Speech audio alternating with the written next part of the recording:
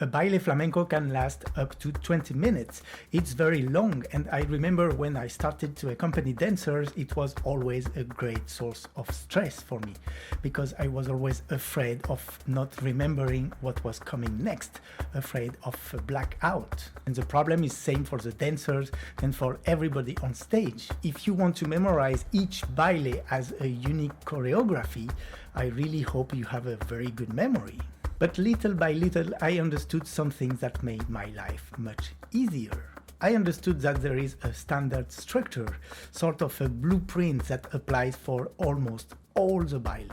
And once you know it, you can really start freeing up your memory. You can start focusing on what really matters. Feeling, transmitting, improvising, having fun, enjoying yourself, and expressing yourself freely.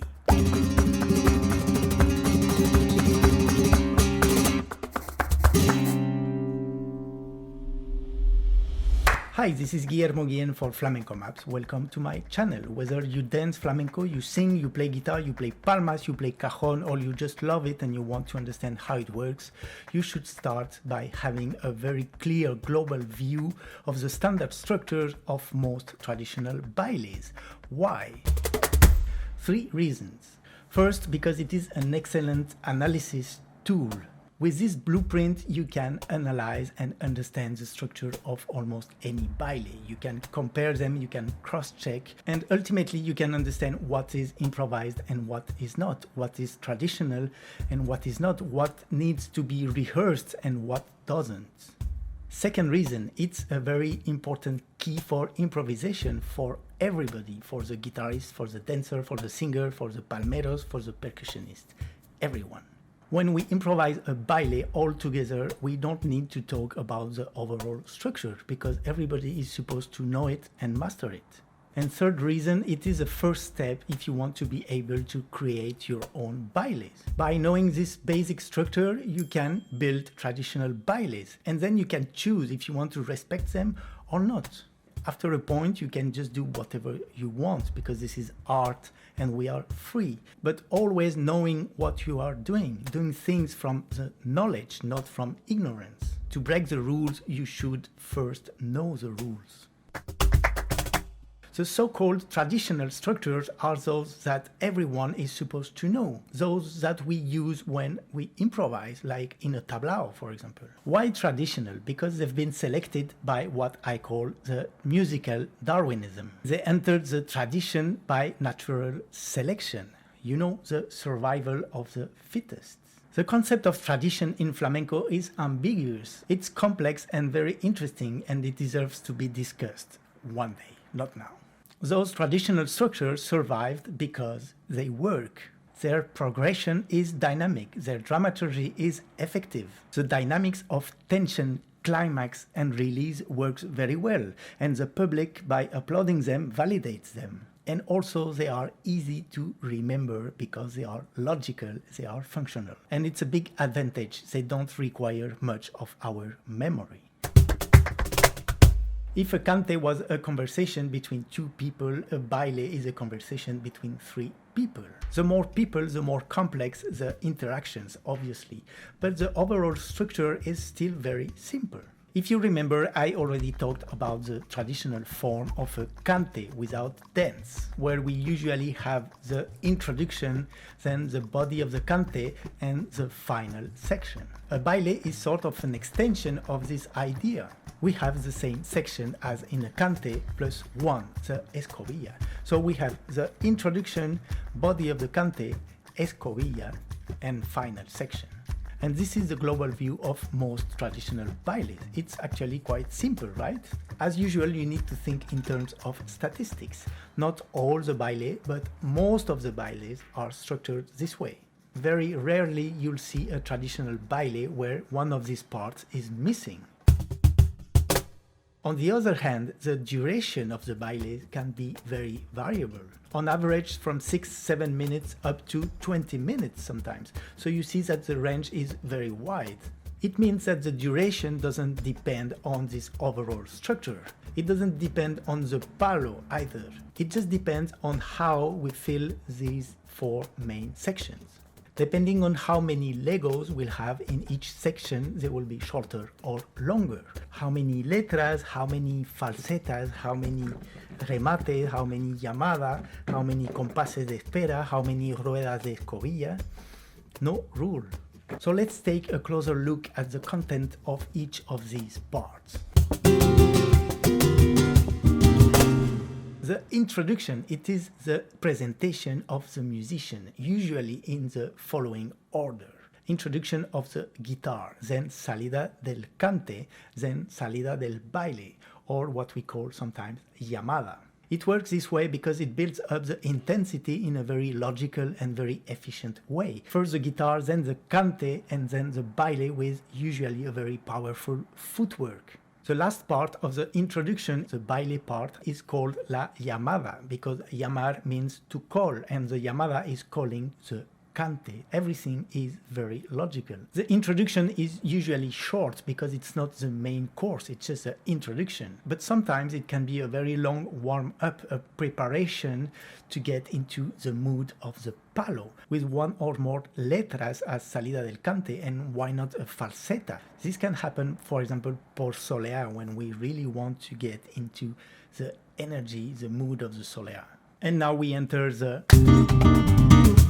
body of the cante is the part where the cante is supposed to have the most protagonism in interaction with the toque and the baile. But the cante leads. It is usually a series of letras and coletillas, sometimes depending on the palo, alternating with falsetas and footwork, llamadas, remates y cierres. There is no specific content or duration for this part.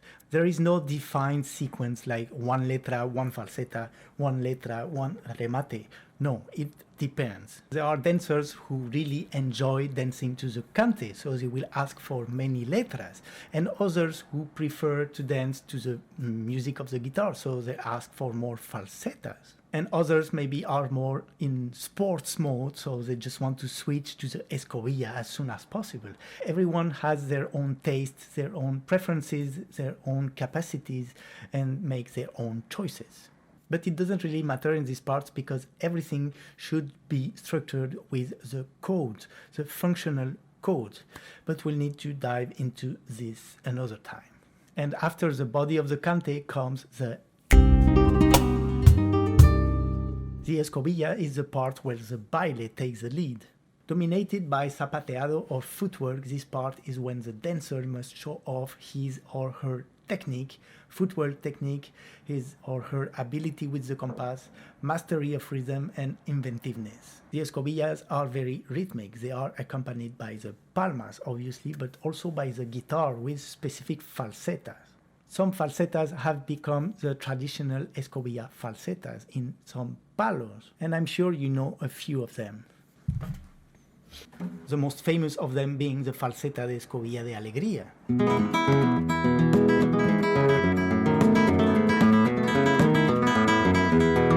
You'll see more of those in another video. Here too there are often blocks of escobillas that are following each other in a very logical and functional way, but there are no strict rules. And there is no specific duration either, you just need to build the tension effectively. There are very short escobillas, there are very long escobillas, there are escobillas that start very slowly and then accelerate little by little and evolve.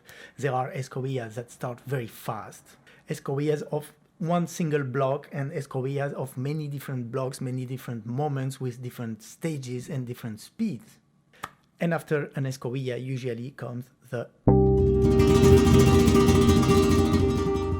final section is usually the climax of a baile, when all the energy explodes. During this section, the cante, after being silent during all the escobilla, comes back, interacting again with the guitar and the baile.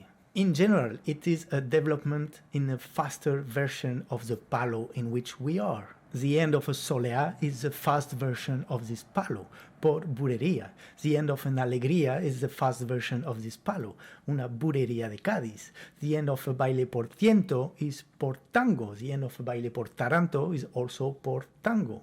The end of a baile por seguirilla is a fast seguirilla. There is no other palo name for this. It's a cante part that we call sometimes el macho de la seguirilla. I don't really like this term, but we'll talk about this another time. Here again, no specific duration or content. It can be very short with just one letra or one coletilla, one estribillo, or it can be very, very long, even sometimes the longest part of the baile. It can happen, for example, that a baile por solea, all the solea part is very short. The introduction, just one letra and a very short escobilla. And then we switch por bulería, and the bulería is the longest part of the baile. And it's very interesting because what can happen is that the final section of a baile can have the same overall structure of the whole baile. It means, again, an introduction, a body of the cante with letras and falsetas, an escobilla, and a final section. Remember, I already told you about fractals, right?